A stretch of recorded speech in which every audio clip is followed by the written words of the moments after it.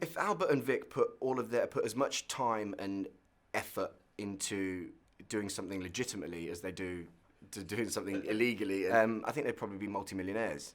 But yeah, they just can't seem to escape that world of the sort of underworld of how they've been brought up and the life that Albert's been sort of born into, really. And in the second series, you go to the Costa del Sol. Yeah. Costa del Crime. Yeah. As it has been known as in the past. Yeah.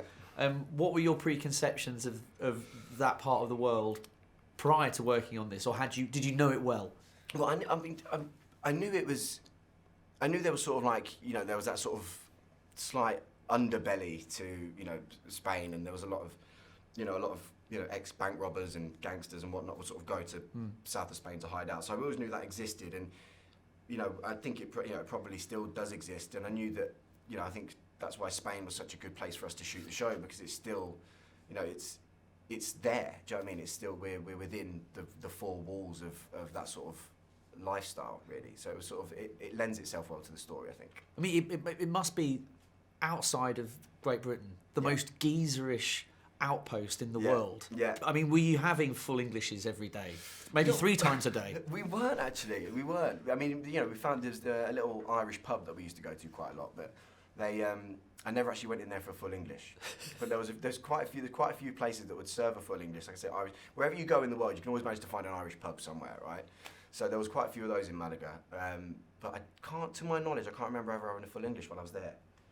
I used to save it for the airport when I was flying back over. And I'd get an English breakfast in England, so don't see it done properly. So you'd land and go to a cafe in the airport? No, you were that desperate? Yeah, I mean, yeah, pretty much, yeah. No, it wasn't quite like that. So yeah, if I'd go home and see family or whatever, I'd have my full English at home in my little local cafe or something like that. And with the second series, like I said at the beginning, there's a calamitous incident. Yeah. All that money taken so long to accrue has been lost. Yeah. Is the aim then throughout the series to try to get a fraction of that back, or is it an acceptance that is gone? Well, the aim is to try and get all of it and more back, but they'll sort of happily, sort of take a fraction of it if it means that fraction can, they can use that fraction of it wisely and sort of get themselves back to where they need to be. But what it's like with any sort of, gangsters, there's greed gets involved and money, and it's the devil sometimes. Do you think he's looking for a redemption in this series? Do you think?